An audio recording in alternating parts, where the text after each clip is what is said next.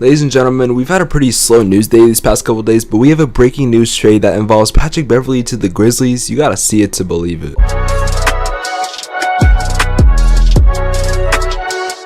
Of course, before I get into the content, if you guys could leave a like on the video, subscribe to the channel if you're new, turn on post notifications. I'm trying to hit 10,000 subscribers on this channel by the end of the year, and your subscription would be greatly appreciated. Let's get into the video. Now, I can't tell you the point of this trade. I really have no idea, but the Los Angeles Clippers are trading Patrick Beverley, Rajon Rondo, and Daniel Oturu, I hope I say his name right, to the Memphis Grizzlies for Eric Bledsoe. If I'm being completely honest, I don't think that is too much to give up for Eric Bledsoe. I mean, Patrick Beverley is really only a personality, not as good of a player. If I'm being completely honest, Rajon Rondo is at the end of his prime, but he's still an efficient player when it comes to the playoffs. And Daniel Oturu, I really have never heard of him. I think he was just a cap filler, so I can't really tell you about him. It does seem like that the Los Angeles Clippers do want Eric Bledsoe to play that six-man role behind Reggie Jackson, because Reggie Jackson really did prove that he is the point guard of the Clippers and that he's been dominating, and he really does want to stay there, and I'm so glad they re-signed him. I think the biggest loser in this situation has to be Eric Bledsoe. I mean, this man did get traded twice this offseason. He went from the Pelicans to the Grizzlies, now the Grizzlies to the Clippers.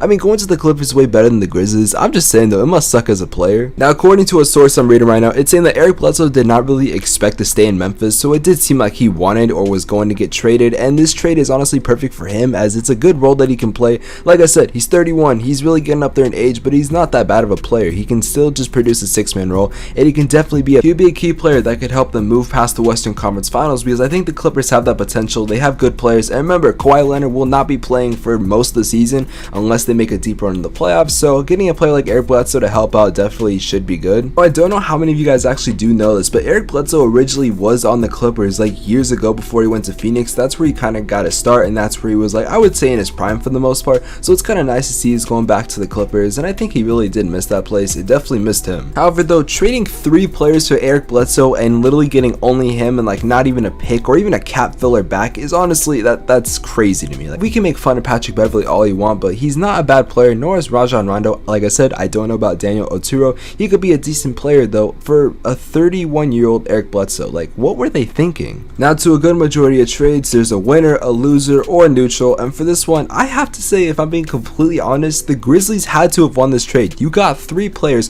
who, yes, they're not at all where they used to be. They're pretty old, except obviously Daniel Oturu. I actually don't know who this guy is. I should probably have done my research, but still, I mean, you didn't get some bad players, and obviously the Memphis Grizzlies aren't really going anywhere as of right now. I mean, despite getting Steven Adams and just making the playoffs, I really don't see them doing a whole lot. The thing is, 2 of those players, and maybe even 3 if we're talking about Patrick Beverley, won't even start for that team. So you basically got a majority of role players and then Patrick Beverley, which is in itself is an interesting situation. I remember though when I think it was Kawhi Leonard and Paul George, when they did join the Clippers, I remember that Patrick Beverley, like, there was that thing came out that said he's screaming that they're gonna win the championship. Yeah, that did not happen, and he's definitely not going to be winning a championship anytime soon. Now that I actually think about it and kind of remember, I mean, the Grizzlies might actually have a decent future. I don't see them making the biggest deep run in the playoffs or anything, but I see them making the playoffs every so often, maybe even getting an upset. You have players like John Morant, Jaren Jackson, now Steven Adams, and like I said, Patrick Beverley is a personality,